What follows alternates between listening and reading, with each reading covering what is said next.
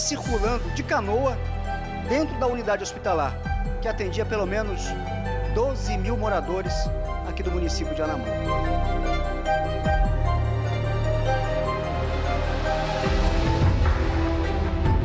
O subir e descer dos rios. Na Amazônia, quem vive perto das margens conhece como poucos a capacidade de transformação da paisagem. A seca e a cheia. O calor pode até ser o mesmo durante quase todo o ano, mas aqui também tem verão, mais seco, de pouca chuva. Já no inverno, muita chuva. E com muita água no inverno, geralmente entre dezembro e junho, os rios avançam. Em 2015, as regiões do Alto ao Baixo Solimões e também do Rio Purus foram as mais castigadas pela cheia. Um fenômeno conhecido deu ainda mais força para a subida dos rios, o El Niño, que provoca o aquecimento das águas do Pacífico.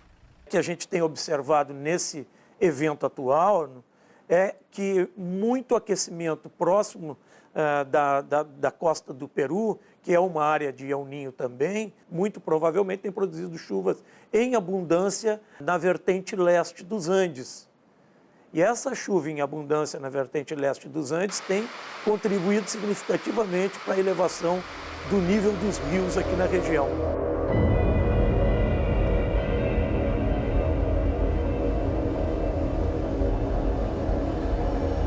A chuva que caiu na Amazônia brasileira e principalmente nos países vizinhos deu o ritmo das águas. Nos últimos 5 anos, todas as cheias foram consideradas acima da média, estabelecendo novas cotas históricas para diversos municípios do estado. Para os especialistas, a Amazônia está mais chuvosa e mais úmida diante das mudanças climáticas do planeta. De acordo com a NOAA, a agência americana que estuda os oceanos e a atmosfera, o primeiro semestre de 2015 foi o mais quente desde que começaram os registros de temperatura há 136 anos. Uma terra mais quente implica em maior evaporação das águas do Oceano Atlântico e essas águas vão continuar migrando aqui para a América do Sul em direção à Amazônia. E, de alguma forma, essa água continua retida aqui na Amazônia, provocando cheias maiores e vazantes menores. A vazante menor significa que os rios ainda estão cheios quando o inverno recomeça. Quer dizer, não ficam tão secos quanto antes. E isso faz com que as cheias sejam cada vez maiores.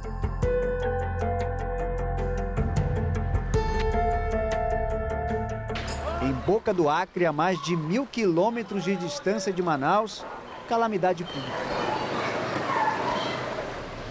30 mil moradores afetados pela cheia do Rio Purus.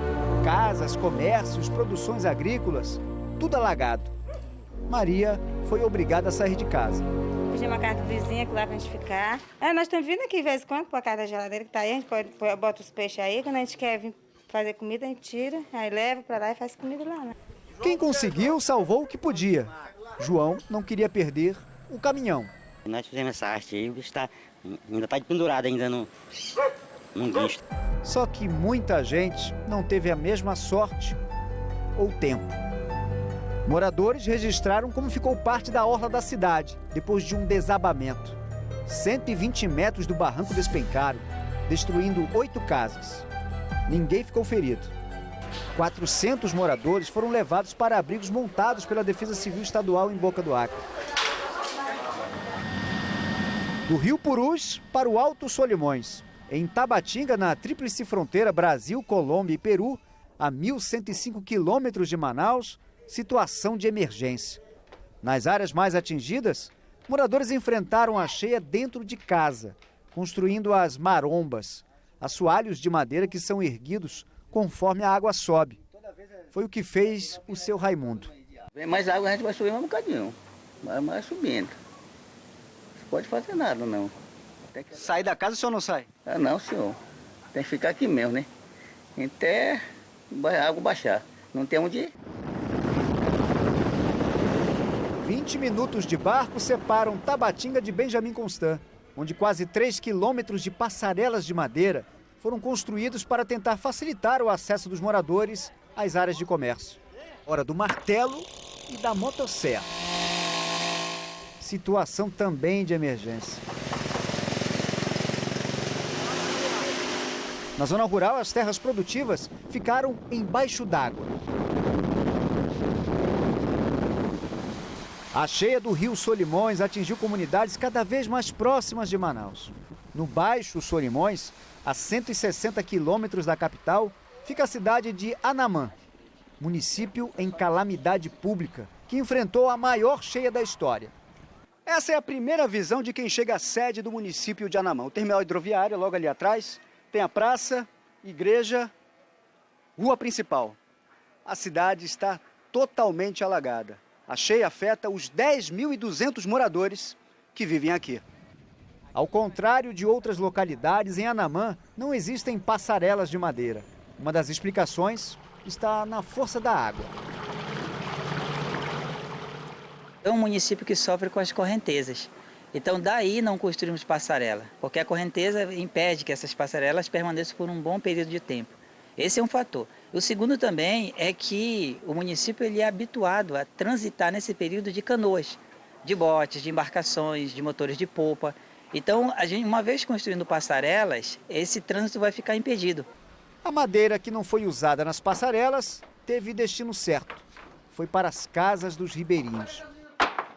É gente como Danúbio que precisou de madeira. Ribeirinho que trabalhou rápido para garantir um lugar seco. Tem que ir contra a velocidade da água e prevenir, levantar logo a altura que a gente calcula que a água vai chegar. E a madeira também viajou em busca daqueles que moram nas áreas mais afastadas da sede do município. O número é contado.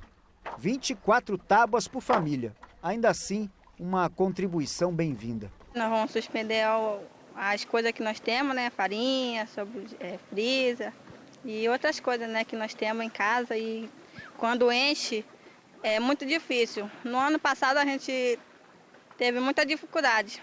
E espero que nesse ano a gente não esteja muito com dificuldade, né? A madeira vai ajudar, então? Vai ajudar muito. Em Anamã, a unidade básica de saúde, apesar da enchente, não parou. O mesmo não pode ser dito do hospital. Essa é a recepção do Hospital Francisco Salles de Moura, no município de Anamã. Como a gente pode perceber aqui, tudo alagado.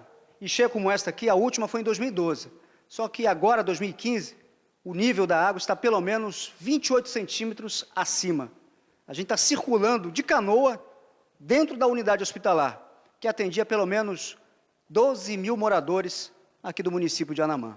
É muito triste deixar de oferecer toda uma estrutura que você tem na unidade, né? Você para e você vê o que fazer, né? Como atender. O hospital, entregue há poucos meses, vai precisar de uma reforma. Nós vamos trabalhar com os funcionários, né? A prefeitura, com o apoio da prefeitura, e vamos para a reforma. A gente vai fazer uma reforma no hospital. Mesmo com toda a água, um funcionário permaneceu no prédio. Geucinei é responsável pela marcação de consultas especializadas. As que não puderam ser feitas na cidade foram encaminhadas para outros municípios. A saúde não pode parar, nós temos que dar continuidade ao nosso trabalho. E a continuidade da saúde ganhou reforço com uma balsa hospital, que foi levada para Anamã para que os moradores recebessem atendimento médico básico e tivessem acesso até a pequenas cirurgias. É o mínimo de normalidade diante de uma situação até comum para quem se habituou a cheias na Amazônia, mas que nunca viu a água subir tanto. A experiência de anos anteriores mostra que os problemas de saúde pioram mesmo quando o rio começa a secar. A correnteza já não tem tanta força como quando está cheio, que aí limpa a água. Aí evita muitos tipos de doença. Mas quando tiver parte do rio já vazado, aí a gente vai ter problemas, às vezes até de hepatite A. Por quê?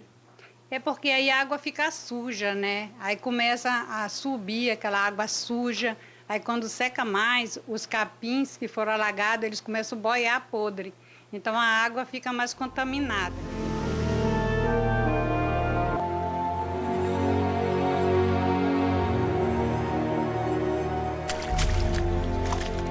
O Instituto de Desenvolvimento Rural e Florestal do Amazonas fez as contas do prejuízo da cheia em 2015. Até junho, foram 64 milhões de reais de perdas agrícolas em todo o estado.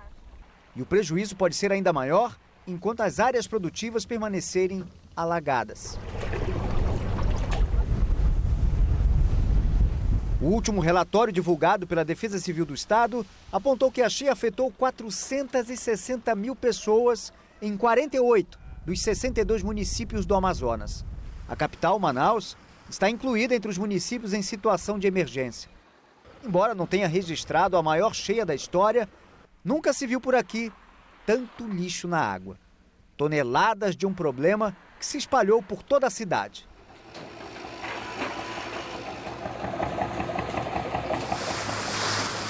O Rio Negro subiu, ocupou ruas do centro comercial, invadiu casas. De primeiro não alagava, mas agora está com 3 anos que alaga aqui, tudo. E esse foi o som mais comum da cheia quando se andava pelos bairros alagados. Para fugir da cheia, foi preciso construir pontes de madeira dentro de casa e esperar. No mês ou 2 meses, né? Aí depois ela dá uma parada, aí ela vem aqui, já vem aquele mau cheiro. Aí depois ela vai escorrendo aos poucos, aí tem que começar tudo de novo, lavar, arrumar, tirar as tábuas, maromba e trazer os móveis que estão lá em cima para baixo de novo. E pensar que nem choveu tanto assim. Só que a cheia na capital sofre os efeitos de outros fatores além da chuva. A pressão entre 2 rios tem muito a ver com a cheia em Manaus. Nós estamos no ponto exatamente conhecido como Encontro das Águas. De cima, a gente tem uma ideia melhor dessa beleza, que é o encontro das águas barrentas do Rio Solimões com as águas escuras do Rio Negro. Só que mais do que um atrativo turístico ou de um fenômeno natural, o Encontro das Águas afeta em muito a cheia que atinge a cidade de Manaus. O Rio Solimões, quando está muito cheio, funciona como uma espécie de represa do Rio Negro. Isso faz com que o nível das águas em Manaus suba. Em 2015, com uma grande cheia no Solimões, já se esperava que isso afetaria o Rio Negro. A Defesa Civil do Estado, do município, além de representantes do Sistema de Proteção da Amazônia, o CIPAM, e do Serviço Geológico do Brasil, formaram um grupo de trabalho para acompanhar a evolução da cheia. Ao longo de 3 meses, com base na coleta de dados científicos da previsão do clima na região, foi possível calcular o tamanho da cheia para Manaus. Foram 3 alertas de cheia. No primeiro, uma previsão de 29 metros e 59 centímetros para a máxima do Rio Negro. 30 dias depois, um novo alerta e uma nova previsão, ainda mais alarmante. Até que no último alerta, a máxima prevista foi de 29 metros e 87 centímetros. Seria a segunda maior cheia da história do Rio Negro. Em 2012, as águas do Rio Negro invadiram o centro de Manaus. 29 metros e 97 centímetros, a maior cheia da capital. No Bariri, comunidade às margens do Rio Negro, moradores se equilibraram em tábuas para evitar a água e conviveram com a cheia de 2015, cercados por verdadeiras ilhas de lixo. As pontes construídas em anos anteriores já começaram a ficar alagadas. Os moradores, então, são obrigados a construir novas passarelas. E assim, de degrau em degrau, eles tentam escapar da cheia. E quando o rio sobe, com ele vem a sujeira. 30 toneladas de lixo retiradas por dia dos igarapés de Manaus.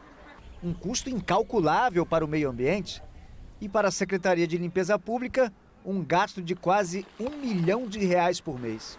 Esse dinheiro poderia ser melhor empregado em outras atividades e, infelizmente, temos que praticar essa modalidade, que é uma modalidade de baixa eficiência e alto custo.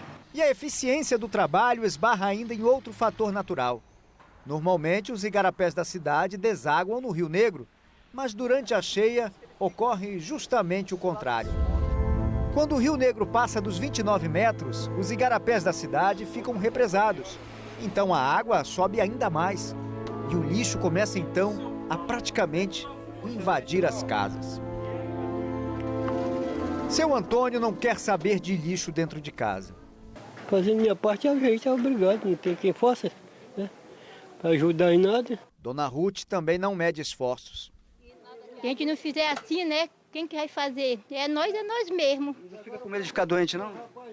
Eu fico, mas é o jeito de fazer esse trabalho, né? É o jeito. Para muita gente, o rio serve como lixeira. Um joga, né? Embaixo. Aí o outro leva e joga também, mas só que não é assim. Porque o Raimundo vai jogar, eu vou ter que jogar. Não mesmo, seu Marizo. Até porque o lixo na água atrai os ratos. A urina dos roedores transmite a leptospirose, uma infecção grave. De janeiro a junho foram notificados 77 casos em Manaus. Uma equipe da prefeitura fez uma varredura em diversos pontos da cidade, onde o acúmulo de lixo atraiu os roedores. Veneno para tentar eliminar as colônias de ratos. O rato ele entra, ele tem geralmente um salão principal onde ele fica com a colônia inteira e outras saídas alternativas. Então aqui a gente observa que é uma colônia estabilizada. Tem uma entrada principal e outras saídas alternativas. E por isso é o problema, que isso aqui com o tempo pode acabar arriando, porque o barro vai afofar, né? E tiver um peso maior, isso aqui bufa. Porque já está todo fofo embaixo. Além da leptospirose, existem ainda outras doenças da cheia. Febre tifoide, a própria hepatite A, as dermatites, né, as doenças da pele e também as doenças diarreicas, que essas são as que mais nos preocupam. Em 2015, de janeiro a junho, a média de casos de diarreia na capital foi de 1.800 por mês. A cheia é um fenômeno natural, conhecido da população amazônica. Já o lixo é uma criação do homem. E toda essa sujeira jogada assim na água em nada contribui para o meio ambiente. Seu Domingos lembra que já nadou nas águas do bairro Educandos, no centro de Manaus. Agora, não se arrisca mais. Agora não meto nem a mão aí. É, seu Domingos, os tempos mudaram e as águas também. O Rio Negro esse ano não atingiu a cheia histórica. Chegou ao máximo de 29 metros e 62 centímetros, a quarta maior cheia. As águas já começaram a recuar. Um processo lento. Ainda deve demorar quase 2 meses para tudo voltar como era antes do avanço das águas. Para os especialistas, a cheia de 2015 traz muitas lições.